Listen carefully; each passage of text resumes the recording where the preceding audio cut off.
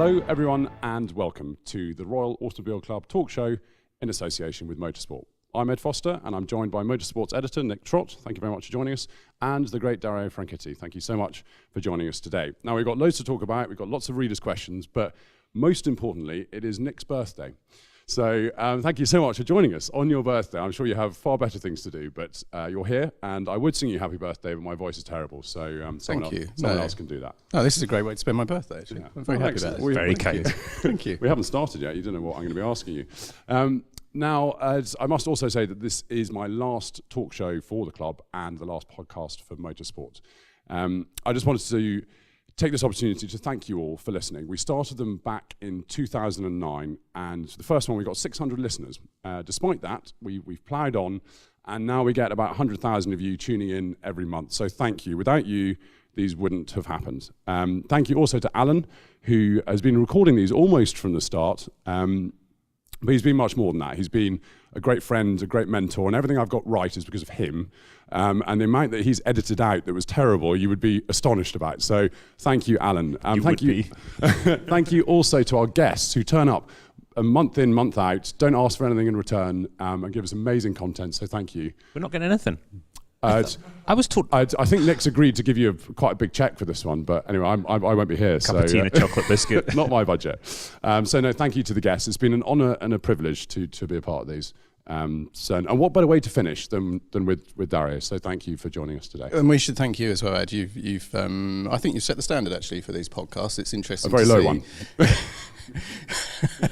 No, pat yourself on the back. You have done a really good job, and it's interesting to see some other racing titles have put a lot of effort into their podcasts recently, and I think that's because of the standard that you've set. So you reintroduced me to motorsport as well, actually via the podcast. So I think and I know speaking to readers, you've done that. So we'll miss you, and you've done a great job. But onwards and upwards, eh? Yeah. Indeed. Well, I'm sure everyone will see me sort of around and about at Goodwood.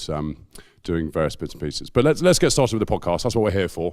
We're not here to sort of tap ourselves on the back too much. Dario, last time I saw you, we were at the Motorsport Hall of Fame down at Woodcote Park. The club's based down there. And you were driving a McLaren M6 up the Captain's Drive, which for anyone who sort of hasn't seen it, it's about 4 foot wide, quite old tarmac, and you had cold tyres. How was it? It was amazing, first of all. It was absolutely brilliant. And the good news was the guys from Hall & Hall had really pumped the tyres up, and they told me they'd pumped the tyres up. They said, "You're not going to go quicker in a corner, are you?" I said, "No, I'm just going to try and do a burnout. Is that okay?"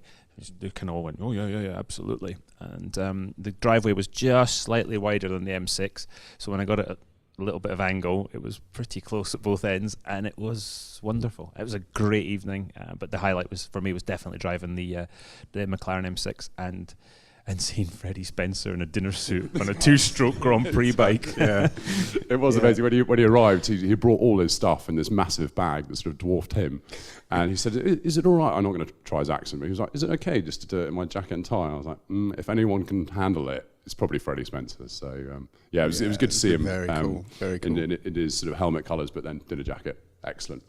As somebody said, if James Bond did MotoGP. Yeah, it's so true. He wore his gloves though as well. Did you know? Yeah, he had helmet gloves, but that's what they say, isn't it? If nothing else, helmet gloves. Yeah, I should mention Andrew Frankel actually, who the year before drove up the Captain's Drive in his dinner jacket, but with race boots on. Which that's what Andrew wears. Yeah, that's what he wears all the time. Seen it before or since. It's quite a combination, really. Yeah. Right. So we should get going, but the.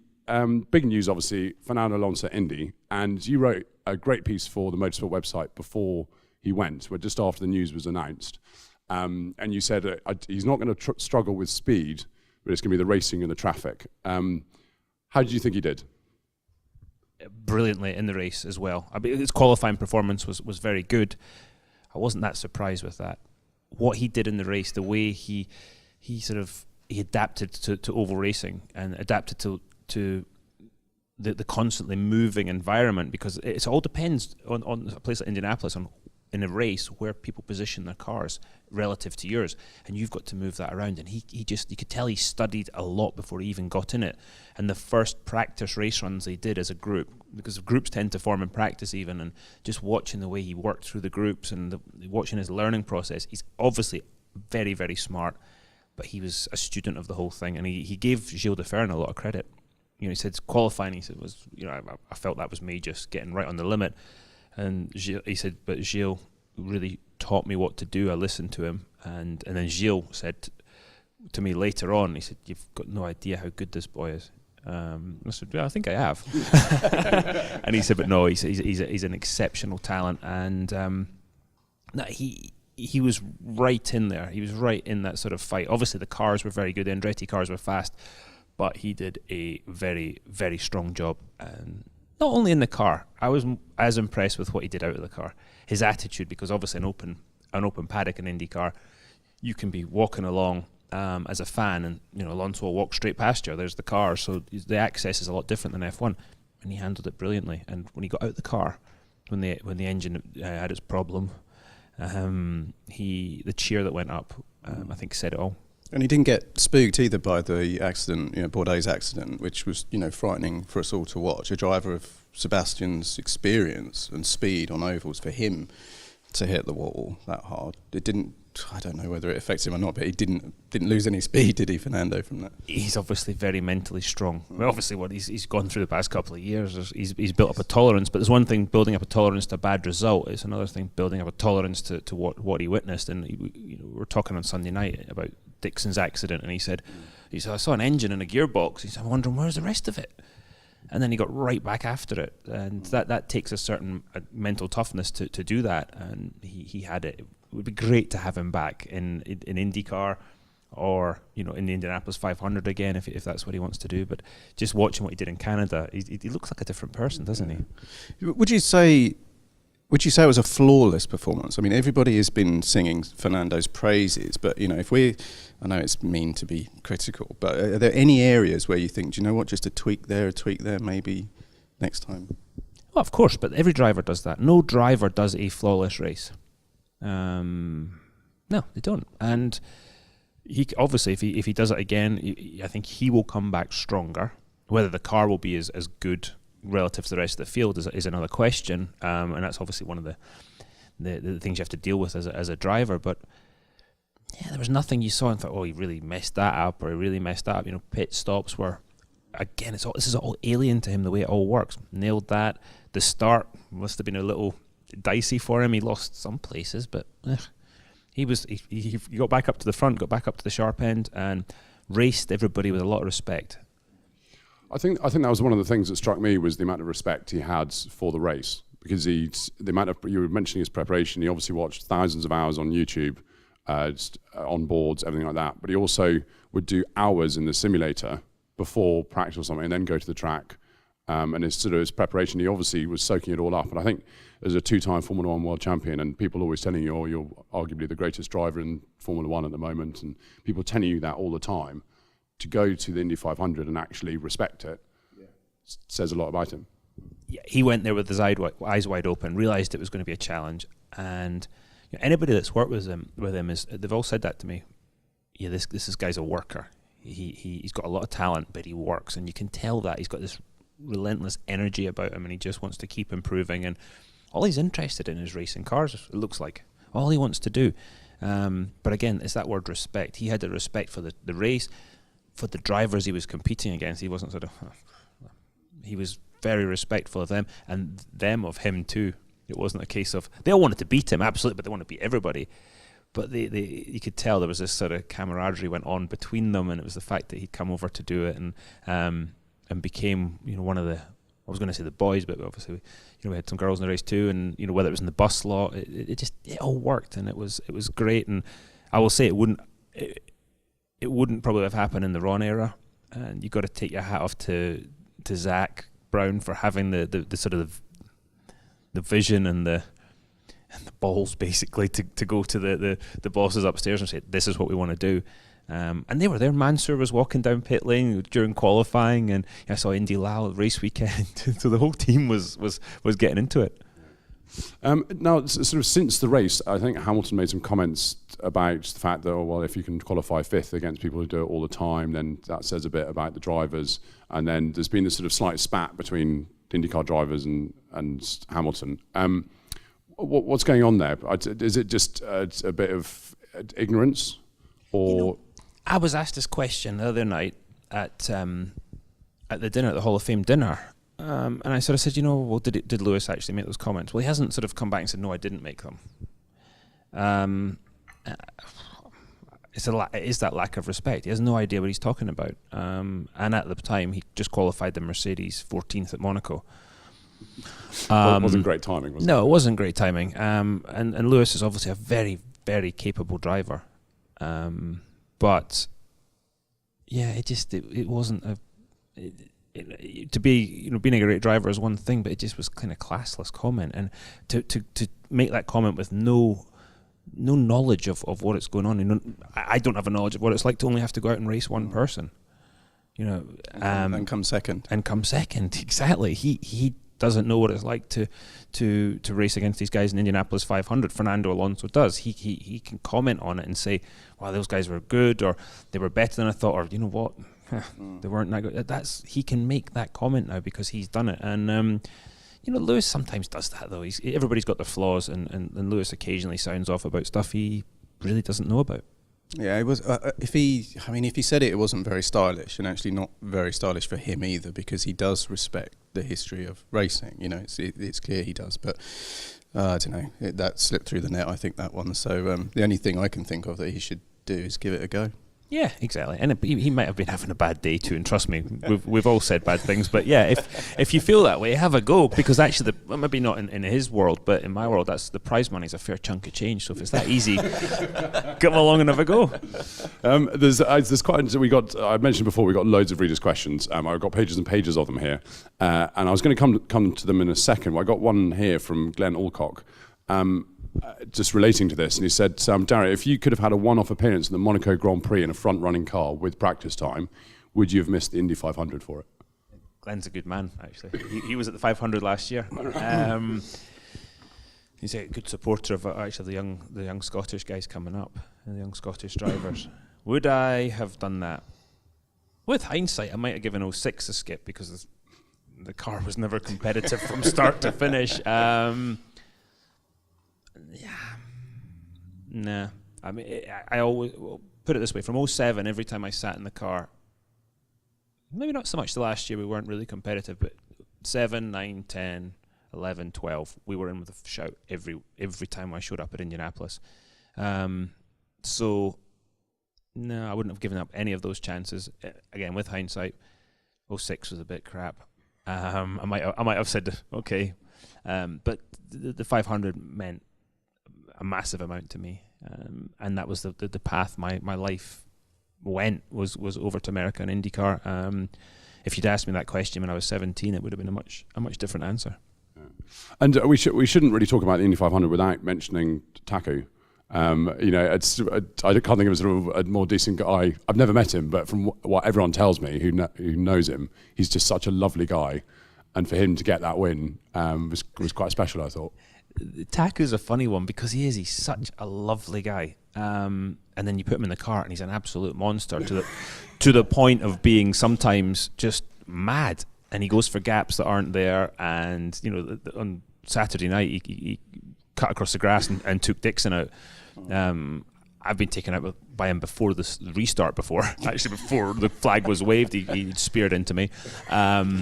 We had obviously the coming together in 12, and my last crash was off the back of his car because his suspension broke. But as AJ Foyt pointed out to me, he whacked it off the wall, broke the suspension, and when I tried to pass him, he hit the overtake, which caused the problem, ultimately the accident. But the other side of him is he's a really lovely guy out of the car, and he did a flawless job at Indianapolis in that race. He did a really, really nice job. There was times he sort of half made a move. I thought, oh, here we go. And he backed out of it and used his head. And then, as I say, sometimes he tends to make those crazy moves. His sort of saying is no attack, no chance. Yeah. And sometimes there's a bit too much attack and it diminishes the chance. Yeah. There's a sort of slightly related to this. We got a question from Anthony Jenkins, who says, Paul Tracy seems, on the strength of his television commentary role, to have mellowed. He's loose and witty. I never saw him as such in his racing days when he was your teammate. How was he then, and how do you find him now?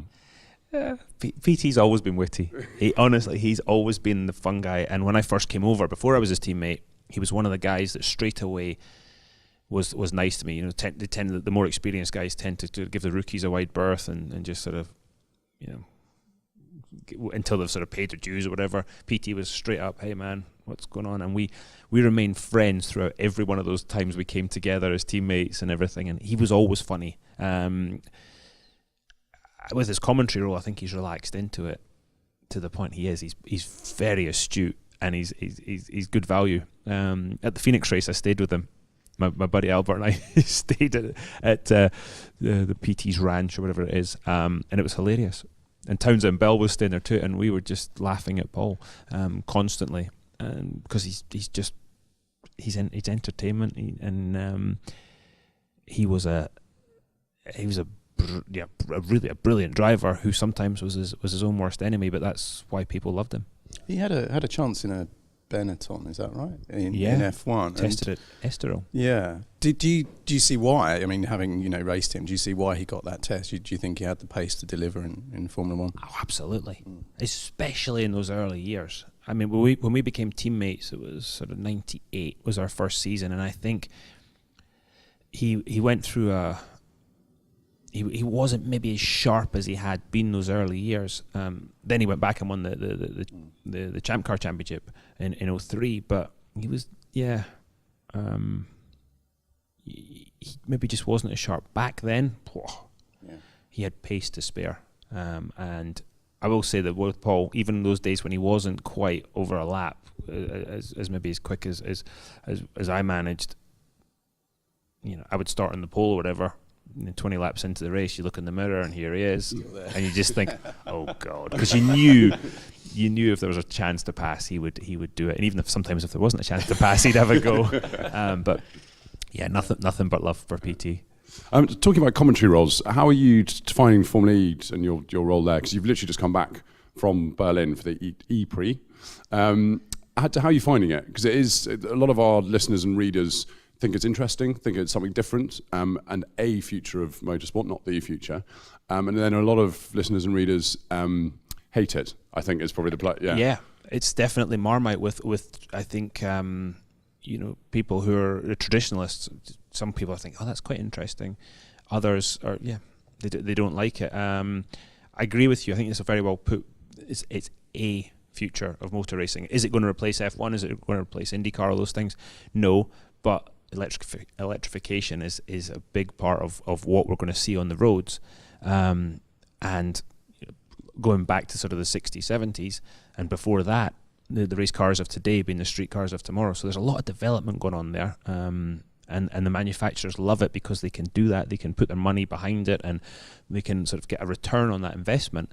Plus, it's good racing, good teams, good drivers. Is good racing. Is it perfect yet? No, but it's constantly evolving, and the guys that are running it, Alejandro and those guys, are kind of caught in a bit of a tough spot, because the manufacturers are like, well, we want to develop battery technology and we want to update our motors all the time, etc., etc. Then you get into sort of a cost war, whereas they're saying, whoa, hang on, calm down, we're going to have a one battery for all, we're going to have a spec part because we need to control that. Otherwise, can you imagine the costs of the increase of cost in the battery technology? And for an example, one thing they've done well, they've said, look, this isn't an aerodynamic formula. It's fixed aero. There is no aero, basically. You see people bash a wing off and it still goes as fast. It's mega. The tires are it was a Michelin tire. It works in the wet and the dry. They get 2 sets for the day. Everything happens on one day. They get 2 sets for the day, one for each car, and I think they should keep that and not sort of start working with the chassis and all that. Just have one chassis. It's a powertrain formula, and you don't need to be sort of chasing F1. And I think they've got quite a clear sort of vision on that as well. I'm kind of the other way. I'd like to see a freedom in battery, the development of battery tech, because at this point in the next 3 to 4 years or so is the crucial point for electrification of road cars, and we haven't been able to genuinely say that there's a road to race transfer in motorsport for quite a long time, and I think we could if there was the freedom in battery tech. Now I know the costs would go out of control, but manufacturers will spend whatever money they want to spend. I think though that is the problem. Is simply the cost of it. You have the have and have nots, but that's part of life, isn't it? That's it's obviously the speed of the cars is going to go up, and that's one of the areas that they struggle with a little bit right now, because the technology that was available 3 years ago, 2 years ago is much different than what we've got available today. I was mentioning the sort of one set of tyres. Well, we limit ourselves to one set of tyres when we go off with historic Dunlops to some of the race meetings we're doing this year. We can't talk about that. We embarrassed ourselves the last time out. I think we'll avoid that. I need to ask about you've driven the Formula E car. Yes. Do you think the performance of the Formula E car as it evolves could take it away from some of the city street circuits and onto the Imolas and some of those circuits? I hope not. I hope it doesn't. I want to see more. I want to see them give them more power. Yeah.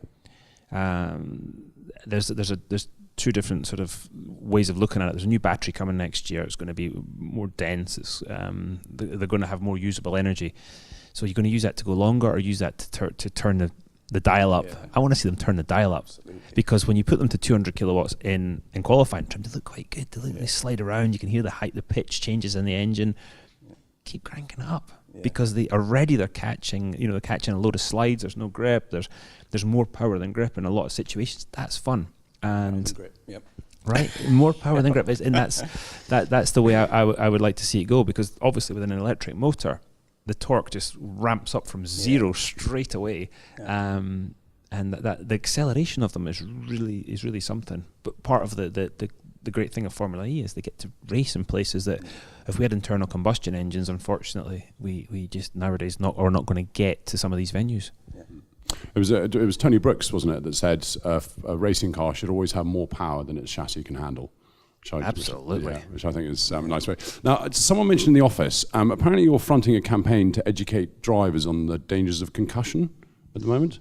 I wouldn't say fronting it, because of my unfortunate experience with concussions. We did something in America with the Road Racing Drivers Club, the RRDC, which Bobby Rahal and his team have really re-energized over there. Guys like Mark Donoghue and those guys did it in the 60s and 70s, but Bobby sort of started it again, and they have a sort of a free tuition series online called Safe is Fast. And one of the things we talked about with Steve Ovey, who has been my brain doctor for 20 years now, pretty close, and he was the CART brain doctor for a long time. So him and I did a sort of a tutorial on that and what to look for and everything. And then the guys in the FIA now have started sort of talking about it a bit as well. It's just giving experience on what to look for, because it's something that, if you're driving an Indy car or Formula 1 car, WEC, okay, you have an accident, especially in IndyCar, you have an accident. They basically look, and you've got accelerometers in your earpieces, and it says you hit your head so hard, okay, let's do a concussion test with you. If you guys are racing this weekend and you crash the car, God forbid, you say, I don't feel very good, but you're not going to have a doctor saying you've hit your head at X G's, you should go and get checked. So it's just to sort of encourage people to what signs to look for and what to do. Yeah, Dario and I talked about this a couple of years or so ago when I bashed my head, and it didn't cross my mind that I had a form of concussion until we actually spoke, because I was quite happy that I didn't really seem to have any after effects around that time. But then, over the months passed, and Dario said, you probably had a concussion, and it's wow, we don't really know enough, do we, about it? We know when we've got a sore knee, or we know. Exactly. And in the US, because they've had the problem with the NFL, with the footballers and concussion and the long-term effects of that, they're learning every week. They're learning more and more and more, because these players and the players' families are now saying, there's lawsuits flying around, so they need to figure out, which is great for everybody else, that they figure out, as much as they can about what's going on. Because rugby's it's much better on it now. 2 years ago, it just wasn't taken seriously enough. Yeah. And in a car, you're in a sort of a moving missile at 200 miles an hour, so the dangers are almost more acute than. I mean, to be fair, some of those guys probably weigh more than a car, but absolutely. John James Haskell springs to mind. John Beattie and I talked about it up in Scotland. He came and did an interview with me at the house, and we talked about concussions, because him being an ex-rugby player, John's had a few fair hits to the melon as well. Right, I should ask some of these questions, because we have got loads, and if we're going to try and get through most of them, I know it's being your birthday, you probably want to get off and go and eat birthday cake. Honestly, this is a cool birthday. So I've got one from Jamie Smith here, asking about your memories of winning at Rockingham. How did it rank alongside the many other wins, and what did you think of the circuit? It's a bit mean to ask him about his mememory after we talked about concussion. So I could have phrased that, but Jamie, you should have phrased that Rockingham. Hang on. Hang on. Rockingham to win there was timely, because I'd signed up to do what was then the IRL, which was an all-oval series, and I'd never won on an oval, so thank God I did that. To win in front of the home crowd was really special. I think I'm right in saying we were almost flat out around that little oval towards the end of the race. Yeah, seriously, it was absolute with the speedway wings on those things. It was mental. The speeds were out of control. It was something to behold. I think I had a unusually for Bridgestone and Firestone at the time, I had a tyre issue. I thought I had a wheel bearing failure, and I had a tyre issue. We pitted off sequence and got to the front, and off we went. Wasn't a great track for passing, but that was fine when I was in the lead. I was quite happy. But to win in front, both my grandmothers were there, which was cool. My family, a lot of my extended family was there, and again to win at home is always special, isn't it? Yeah. I flat out around there. It's from when you go there as a kind of a British fan, and I've only ever been to a couple of ovals in America. It does look huge. I mean, it is massive, but it's tiny compared to some of the other ones. Absolutely. Yeah. Do you get the right foot peeling off the throttle, and your brain's going, "What on earth are you doing? Right foot, go back down again." We call it driver flat. We being the guys on the timing stand now. When my job with Ganassi is working with the team and the drivers and all that sort of stuff. And occasionally Max will come in and go, "Yeah, I was flat here."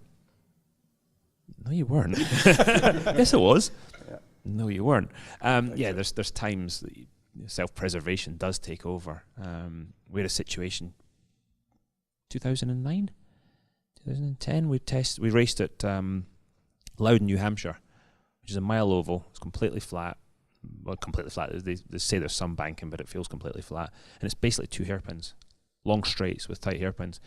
And we were able to go flat out in practice. And I then convinced my engineer that if he trimmed it out, I asked the question, I said, if you trim this out and I can get up to the same, if I can get up to a higher speed, then will I have the same downforce that I had before? And he said, yeah, but you can't lift, because as soon as you go slower, you'll be... So I managed to convince myself to bury it for 2 laps, and it's maybe the craziest thing I've ever done. We got pole position, but there was that thing of I am not lifting, and so you end up trying to push the throttle right through the bulkhead, because it's the only way you're not going to lift. That's just extreme. The fact also that it was calculated. I know we like to think, that's just balls out, whatever, but you'd worked out that the higher speed, more downforce, I can do this. And I trusted my engineer. Yeah, he's. I think he's as mad as I am, probably more so.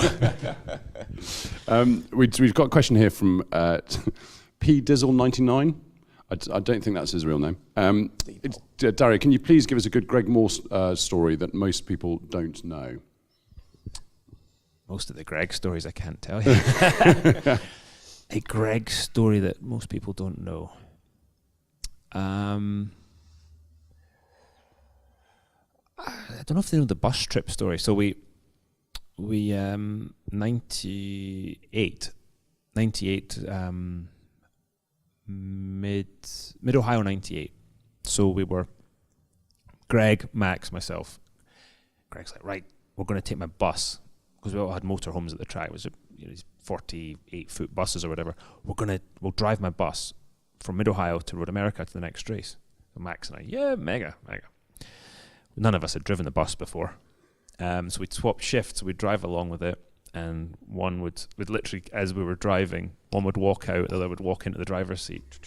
My stint was through the middle of Chicago, but as it was going on, as this trip was going on, I was renegotiating my deal with Barry. Greg was trying to get out of his player's contract to go somewhere else, which we later found out was Penske, and Max was trying to negotiate with Bobby Rahal. So we'd be driving along, and if you were in the driver's seat, it'd be like, phone would ring. Yeah, hang on. Can you take the wheel? It's like, get out. And they would go back to the bedroom in the bus, close the door, and we'd all have our negotiations, and they'd come back through. You all right? Oh, yeah, good. Who was that? It's my mum. And it was so funny because we're obviously great pals, but we were, we're rivals too. As it happened, Greg had to wait a year, and obviously tragically didn't get to drive that Penske. Max got his Rahal deal, and I got my pay rise from Barry. And at the time, everyone just thought they got on with their mums really well. Exactly. You're very respectful to your mum. It's so nice that you have that relationship. Ed Berg's asked quite a lot of questions, and there's one here that I quite like. I was wondering sort of what would you say your driving style was most like? And he's put brackets, hint, Rick Mears. Oh, I'd love to be compared to Rick Mears. I think in IndyCar, Rick Mears is known as the Rocket. And Rick, while he was smooth and incredibly intelligent, and still is. I spent a day with him and I learned all this stuff. I thought, crikey, could you not have worked with me? I might have won some more races when I did stupid stuff. But Rick really loved an oversteery car and could handle it. I was, up until late in my career, I didn't like that, and I managed to develop a style to on the oval to drive an oversteery car. I don't know who I would compare it to. Jackie taught me a lot. I'm not saying I'm anywhere nearly as good as Jackie Stewart, but Jackie taught me a lot. That sort of smoothness. Some guys were always on edge. For me, on a road course or a street course, if you watch the in-car, I think it was very difficult to tell whether I was on a warm-up lap or a pole position lap, because I did put very minimal inputs into the wheel, and I braked softly and all those things. So I think I had quite a smooth, relaxed style. On the oval, again, smooth, but I developed a technique, and I've developed a style where I could handle a car that was oversteering. It's interesting. I mean, obviously, your brother Marino is a hugely accomplished driver as well. Would you say there's a kind of a similarity in your styles? Is there like a genetic similarity in the way that you guys drive? Yes, there is. I think your driving style comes from what you grew up driving. So the way my dad set up a car when I was 10, I think really that set the tone, and I had to, if I was going to change that style, I had to consciously change it. Marino and I's style, bizarrely, and our feedback is very, very similar. We were at Daytona, and we'd never driven together, and we went out and we blatted around, and we came in, and the guy's like, "Oh my God, it's identical." The way you approach a corner, the way you brake, the way you release the brake, everything about your throttle inputs, they're identical. He said, "This is bizarre." And my mum has often said, and my sister Carla, that we share a brain cell. So it's it possibly might be true. Yeah. On the Marino subject, we did. I don't know if I told this last podcast. We did Petit Le Mans, and we were teammates there. And I, by that point, won a few Indy car championships and a couple of 500s, and Marino was going very well in the sports car, won Petit a bunch. So it's like, okay, this is great being your teammate, but I want to be quicker than you. And he was quicker than me. On one lap, on multiple laps, especially through traffic, he was quicker. But they gave me some new tyres. I thought, right, I'm going to show you. So I went off, warmed the tyres up, went hauling down into turn 1 at Road Atlanta, which in that P2 car was a brush of the brake down one, hard on it. Well, it's got a dip in the middle of the corner, and as it's compressed, it snapped into the biggest oversteer, and I've all arms and elbows, and I managed to somehow, through pure luck, not crash, and it's gone down the grass. Come in, I'm like, yep, coming in. So I come in, and they've had live camera back to the pits, and as I come down the pits, Marino is leaning over the wall applauding. Thanks, bro. Thanks, Marino. Yeah. Brilliant. So you were sort of talking about an oversteery car there and things, which I just find it sort of a weird thing, doing 200 miles an hour and dealing with oversteer. Yeah, it's 240 when it's oversteering. Yeah, it's really. So there's a question here from Rafael Perez Diaz. And he heard you once mentioning doing a 4-wheel drift in a champ car at Indy, being the only way to be really fast back then. How on earth was that even possible? I second that. And why wasn't this part of the conversation on the sort of specialised media and things? Because he didn't hear it mentioned anywhere else or see any of it. Well, why wasn't it part of the conversation? Because at that time you don't want anybody to know what you're doing. Basically, the only person that knew what I was doing was Scott Dixon, because he was doing exactly the same thing. And it was the sort of the last generation Indy car, actually, as opposed to the Champ car, because they had less horsepower in the Champ car. So you ended up setting them up much more aggressively and really in yaw a lot of the time. So you'd come up to turn one at Indy, and if the wind was in the wrong direction, which it generally happens to be, for turn one, you would have to back it in. And as you would basically, you imagine you're going down the straight, you're turning right the whole time because of the stagger on the tyres and the offset of the suspension, but the offset of the setup. The car wants to turn left, so you're turning right to keep it in a straight line. And your wheel is offset as well, so it sits like that from the straight ahead. So you've got about, I had quite a number I liked, so say it was about 20 or 30 degrees of lock to keep it in a straight line, and then you start to turn in, and as you would turn in, you almost release the wheel and the back would just start to come round, and you just catch it all the way in until it compressed into the banking, and then it would build up. You would be neutral, and then occasionally you'd have a little understeer towards the exit. So you had to have it dancing on the way in to avoid a death plough understeer on the way out. And it, I think in 2010, the car was massively fast, but it did it every bloody lap. Every lap, 200 laps. And 2012 wasn't a lot better, but that was the DW12 car, and it didn't slide as nicely. It had a load of weight in the back, and it would sort of snatch as it slid. So you'd have more snaps of oversteer as opposed to a nice consistent slide. Yeah. When I think about it now, it's absolute madness, but it felt totally normal to do it at that point. We've spoken before about when the speeds have gone really crazy, especially on the short ovals. Did you ever feel like you got to a point where your reactions and reflexes weren't quick enough for the speeds? You know, if the car was gone, it was gone. You couldn't do anything about it. The Champ cars were like that. You had to catch them on the first snap, and it was almost how to describe it? It wasn't a snap. It was you'd get this sensation, and you know what I'm talking about when oh yeah. But what I mean by that, number of Indy 500 wins are so you're driving along, and you get that feeling of it's just about to oversteer. Yeah. Well, it's much more subtle, but you just and you just something in your senses, and you're tuned into it. Is and as soon as that happens, you better catch it the first, because if it went the second time, it was going to be big. Yeah. So that was kind of develop a sixth sense for it. Yeah, it's kind of. Yeah, you do, and you've got to be so tuned into what's going on. The only time I actually felt that I have no control here at all was Texas. That when everybody was starting to black out and they cancelled the race, and I was hanging on to this thing. I did 235 miles an hour average, or 237 around Texas, and I was not in control. I was just sitting there piloting it, and that was the one time I thought, this is bloody madness. Yeah. So a question here from Carl, who's just very complimentary, saying your driving talent propelled you to great and well-deserved success. Thank you. He admires the patience you showed Paul Tracy. But now that you've retired, did you ever, as he suspects, develop a technique to gently nudge other drivers who encroached by getting too close into or through a corner? The thought first occurred to him at Long Beach in 2012 when rookie Newgarden challenged into the first corner and ended harmlessly in the tyre barrier.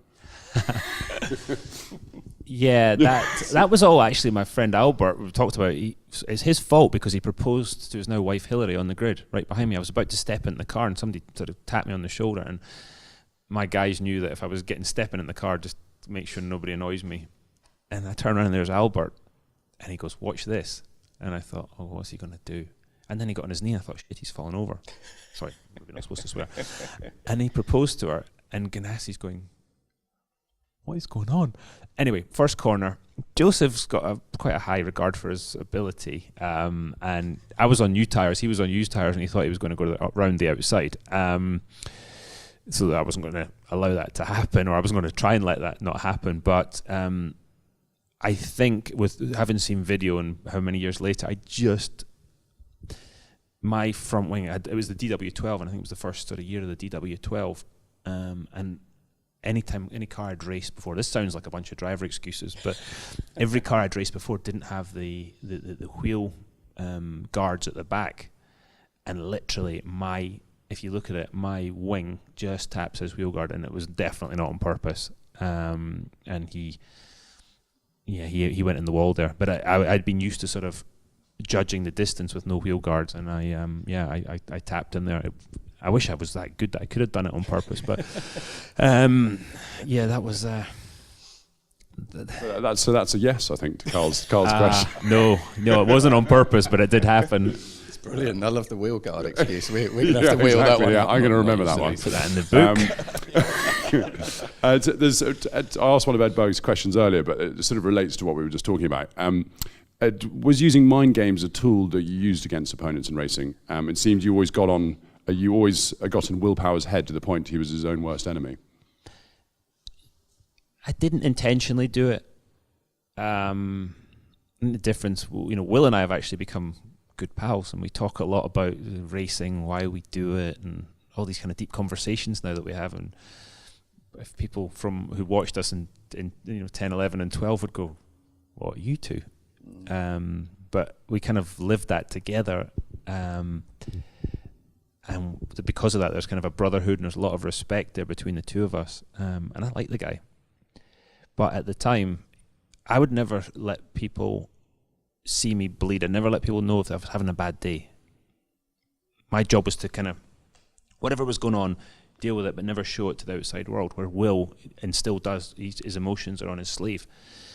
And so I just took advantage of that. And, by that point I'd won a couple of championships anyway, so I was quite relaxed about what I was doing and how I was doing it, and knew what I had to do. And Will still hadn't done it, didn't know how to do it. And was sort of, he was still clawing to understand how to do it. So I took advantage of it a bit. We laugh about it now, at least I laugh about it now. The fact that he won a championship after retired, which I like to remind him of. But he I think he just, at the weekend he won in Texas, and I think that equaled Paul Tracy and I on the wins list. So he's had a hell of a career so far, and I think he'll keep going. But what point in your sort of racing education did you decide that you weren't going to show how you were feeling? Or again, is this your character, or is this something that? I know exactly the answer to that, and I had a call from him last night. I hadn't spoken to him in a long time. Tony Mattis was the trainer at Mercedes. Mm-hmm. And Tony worked on the mind, the body, everything. And every time I went and damaged myself in America, the first thing I'd do is jump on a plane to Zurich and head to his place in Feldkirch in Austria, and he'd sort of put me back together with Doc Holvey, Doc Trammell.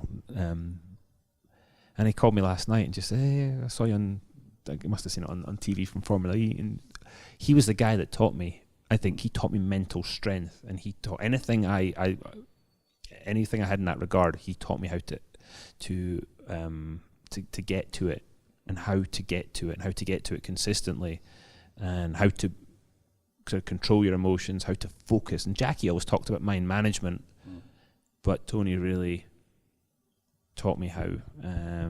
I'll always be grateful to him for that. And it was, I got beaten up in Formula 3. Jan was my teammate. Jan did a great job. Went to DTM.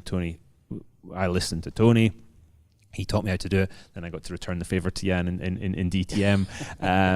But that was because of that. And I up until the last time I drove an Indy car, I was still using what he taught me. And I like to try and help the guys I'm working with today with that same advice. How much time, you're talking about the guys that you're helping, how much time do you spend on the sort of the mental side? And because it's obviously it's such a big part of racing, but it's very hard to quantify. It depends on the driver. With the 4 drivers, with each one needs a little something different. Dixon's very mentally strong. So Dix and I just kind of we more chat about. We have these conversations to get his mind working about what's going on with the car and stuff, and just like we used to do when I was driving. But obviously I'm not driving now, so it's not a case of a Scott, you need to do this, or have you thought? It's like, hey, have you thought about that? Just to try and be an extra teammate for him, really. Tony gets very emotional, so with Tony it's more keeping him calm. Charlie, it's just sometimes getting the focus there. And then with Max, Max has shown incredible mental toughness this year, because he had a really bad test at the start of the season and everybody was worried. And then he went and led 50 laps at Indianapolis. It was like, yeah, okay, attaboy. And he's just shown a toughness there. And you know, with Max, it depends day to day what he needs. But it was a lot of times trying to access that inner hunger, and bloody hell, he's found it, I'll tell you. And it's great to see. Well, what do you think of Max as a driver? Because he obviously, you don't win a GP2 race without being a fairly talented driver. He's struggled in Formula 1, but he was in the back of the grid team. And consider the car. Yeah, exactly. So, but I think there were quite a few people who were saying, look, he's here as a paid driver, and that's it, which I think was perhaps a little bit unfair. But he has, as you mentioned, he's kind of blossomed now. And is that, did he always have that, or has something changed dramatically? He's always had the talent to drive a car, no doubt. He's always had that talent, and certainly since he got an Indy car. But as I say, that inner fire I've seen past couple of races, it's like, okay, right, this is good. If we can keep this going, keep that fire burning, and you know, with his talent level, okay, now we're making progress. You know, his feedback still needs work. He's kind of inexperienced with that, but he's working hard at it. So what he did at Indy was really good to see, and the fact that he was mad that he didn't win it, I was like, yeah, all right. It wasn't like, oh, high five, you know, that was great. It was like, we had a bit of a sort of, well done, mate. You know, he had, with his family, who are massive supporters of him. It's so cool to see that. But then he was like, right, onward. Are there any drivers who have slipped through the net in recent years in terms of getting to IndyCar? I mean, there's been some strong drivers in Indy Lights. Dean Stoneman did really well. Is there anyone that you've seen and you'd have thought, God, I wish they'd made it into the big series? Well, I think time's still on his side, but Felix Rosenqvist, obviously, he's in Formula E, doing a brilliant job there. I mean, he's a special talent. He's driven a lot of different cars. He's a guy I look at and think, yeah, you know, his F1 thing didn't happen, but I think he's a big talent and a smart driver too. We've actually got some road car questions here. There's one from, again, I don't think this is his real name, Mr. Abel Oldgit. So he's asking about your 3 favourite road cars. And we've got a question from Stuart Gallagher, who's fellow journo. Stuart. Yeah. What's the best road car? Is it a clean question? Is it? Yeah, it is. Yeah, Stuart's done right there. Thanks, Stuart. What's the best road car he's owned and driven? And of course, the worst he's driven and owned. So sort of 2 similar questions there. I'll bolt them together. Okay, 3 best. I mean, Nick knows my taste in cars, I think, as well as anybody. 3 that I've owned, or 3 that I would want to own? Let's go the latter, because it frees it up a bit. Want to own. My Carrera GT, I love it. I think it's it does everything for me. The thing is, 3 cars is tough, because I could endlessly collect cars. You know, people say, oh, you know. What do you mean could? Fair point. It is a weak spot. The Carrera GT, I'd like Daytona Spider with suitable modifications. You can play around with them a little bit. Joe McCarry's done that with his one. It's pretty sweet. And I don't know. We've got the Carrera GT in there. It's so not just tough. any Carrera GT though, is it? I mean, I believe that if you listen out at certain times, you can hear his Carrera GT start up. Pretty much wherever you are in Europe, you can hear this thing start up. What have you done to it? Some subtle. Just took the silencers off of it, because it's got this. The Carrera GT's got this massive silencer box that weighs, I don't know, 70 pounds. That sits behind the rear axle, right at the back of the car. And the Carrera GT is known for being a little tail happy. And it sounds amazing as standard. And I thought, well, if that's good, then more of that's going to be even better. So we found this exhaust where they put some. All it's got is 2 little resonators and no silencing at all. So 70 pounds gone from the back of the car, and it sounds like a V10 F1 car. Amazing. It's a business. Says the man who commentates on Formula E. Yeah. And I'm going, and trust me, I'm going back to Scotland this week, and I'm going to get it out, and I'm going to make some music.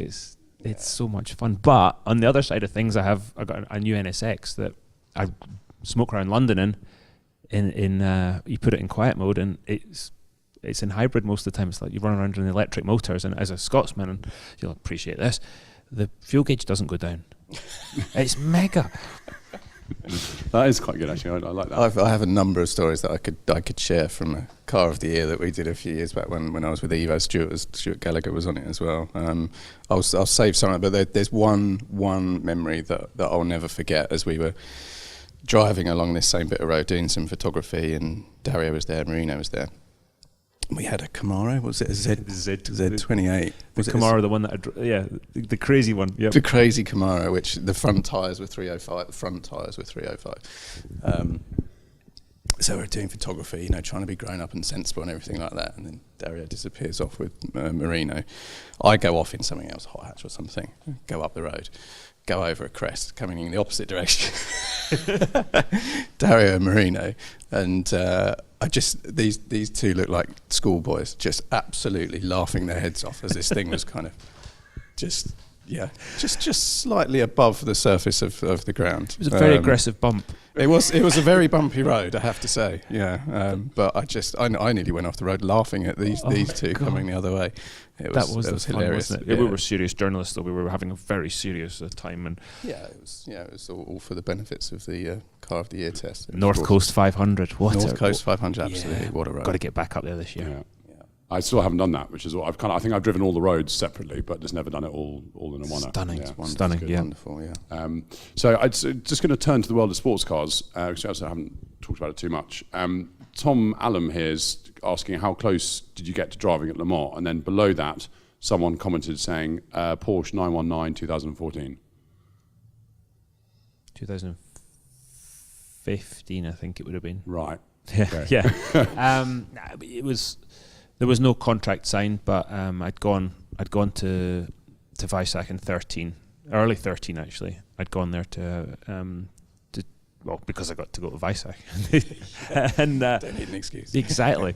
So I went and was chatting with Wolfgang Hatz, who'd become a friend, and Andreas and the guys running the teams there, and it was they didn't even have the simulator up and running. They had an LMP2 car in the corner that were starting to test parts on. It was very early days, and Weber and I had talked about it quite a lot, sort of saying, would you fancy doing that? Oh yeah, I'd love to do it. Yeah, okay, well let's, and we sort of, I guess, made it happen. And I wanted one more year to do another go at Indy in 14, and they wanted some time to sort of work out what their programs were going to be. But we said, right, 15, we'll let's work towards that. Let's get it done. And unfortunately, the crash happened, and that was it. But to race at Le Mans would have been fabulous. I mean, I look back and I think of all the cool things I got to do, more than I ever thought I would. But to race at Le Mans would have been something special. Went there last year. Watching Marino and Dixon and those guys. Been there a number of times now, and it was just a great race. And in my opinion, this is my opinion, people say, it's up there with Indy 500 in terms of how cool it is. Yeah, it is. I mean, it's the atmosphere at Le Mans. I can't speak for Indy because got to come over. Yeah, I still it's on the bucket list. I know, we just need to go. But Le Mans is special because it's kind of it's so much more than the race. It's great. And that's one of the things when I look back and I think of two wee boys in Scotland. We because he's just short. We because I was younger than him was McNish and I, and we sit and to think that I was fortunate enough to win 3 500s. He won 3 Le Mans, 24 hours, and you think and look back and go, how lucky were we to get to do that. And it's that those are the fun sort of things to when you get to reminisce about stuff like that. Talking about sort of reminiscing and fun things like that. Have you got a book coming out? Because there's quite a few questions here talking about when it's coming out. There's one from BD Phillips, and they're asking sort of how the book is coming on, but also where you're up to in your back editions of Motorsport magazine. I think you've got the full complement, haven't you? I haven't got the full complement yet. Poor wife. Houses filled with it. Yeah, I'm in the process of building a new garage just now, and there'll be lots of space. And Nick Mason's my hero in so many ways, but he has got the full complement. of motorsports, autosports, pretty much everything. Does it? Yeah, it's pretty impressive. The book, to be honest, we just got too busy with different things. So at some point we need to revisit it and see. We might do it for one of the anniversaries of something. I don't know. That would be 2022, the 10th anniversary of the last Indy win or something. I don't know. We'll see. But I'm still working on collecting my missing years of motorsport. The early years are still missing. There's some in the 80s, I think. So I'll get on eBay when I've got time and I'll fix it. I've got everything back to 50, but not everything. Yeah, that's cool. And actually, my wife amazingly said yes to having them all up in the house. It was the first box that I unpacked. She was like, "Was that coincidence, or is that you being a total bleep bleep?" And I was like, "It's the latter." You're quite newly married, though, aren't you? Yeah. Right. So let me just give you a little bit of advice here. If she said okay to that, something's coming from her side. Okay, there'll be an expectation, Right, okay. a little bit further down the line. Okay, excellent. So just Thanks be careful for the sage advice. Yeah, no worries. Anyway, we are slowly running out of time, and we got another. I'm not sure this is his real name, Silverstone Lewis. So he's saying he loves when you're on the podcast. Always fascinating. He's talking about the synchronicity of many things that have to happen in order to win a race. Can you talk about one of your favourite wins when that synchronicity was very apparent, when everything just clicked and you felt the energy and see with your car, your crew, the race and everything like that? This is kind of a sick one, to be honest. And the reason it's popped in straight into my head is that we were in Detroit, we were pitted next to Marco Andretti in his pit, and Miller, the guy I'm going to mention, works on Marco's car. Miller worked for Greg as well, so I've known Mike for a long time. And I think it was Pikes Peak, 2004 or 5. Anyway, I came in for a pit stop, and I think I was leading. I came in for a pit stop, and I went in a little too hot, and I hit him, and I broke his leg. And he got up, he fueled the car, lost hardly any time, fueled the car, then proceeded to sort of pull the fuel probe, which weighs a ton, pulled the fuel probe, sat down on the pit wall as if nothing had happened. We went out, and he turned to one of the mechanics and said, "Can you get me out of here, please?" He said, "Because I think I've broken my leg, and if the officials see that, we'll get a penalty." And so they kind of carted him off, and there was no penalty, and we won the race. And that just, to me, there's so many things go into a race of all the teamwork, building the car, building the engines, all these millions of things. But that just to me shows that there's a million moving parts, and it's about the people who you're in the trenches with that make it happen. Yeah. So I think it's a sort of final question. We can't do a podcast with you without mentioning Jim Clark. And this one's quite a nice one because obviously next year is quite a big anniversary. What would be the perfect day to commemorate Jim Clark? What would you want? What would you look for? Perfect Jim Clark day would be probably be in Scotland, get up in the morning, jump in the Cortina, blat it down to Duns, have a wee walk around the soon to be newly expanded Jim Clark Museum. If you haven't donated yet, please do so. We're looking for funds to expand it. It's going to be mega. And then go to Churnside, pay my respects, and probably head off to somewhere like Oulton Park and take Andy Middlehurst has got the 43 with the H16 in it, and he's done such a beautiful job with that. Have that there, maybe one of the 25s, and of course the 49, which is in the country right now.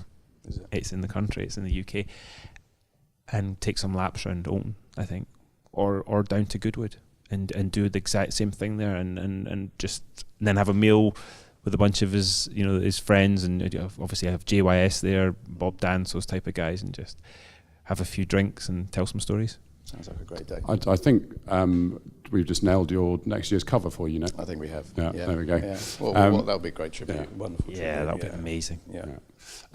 Nick, thank you so much for joining us on your birthday. Dario, thank you so much for being here for the last podcast and so much insight. It's been great, as always. Can I just say thank you? These have been so much fun, and you've put your heart and soul into this, and it's been to listen to them. Never mind being in them, to listen to them, and from different parts of the world on flights and everything, the entertainment for a race fan like me and somebody that loves the history. Thank you. They've been cool. Thank you very much. That's very kind. Thank you to Alan, who's been here sort of pretty much from the start after our sort of disastrous attempt at recording these ourselves. Thanks, Alan stepped in and turned them into something much better than they deserve to be. I won't see you next month. All these guys will. There'll be a new presenter who'll probably be a lot better than me. I won't. So good morning, good afternoon, and good night. Bye-bye.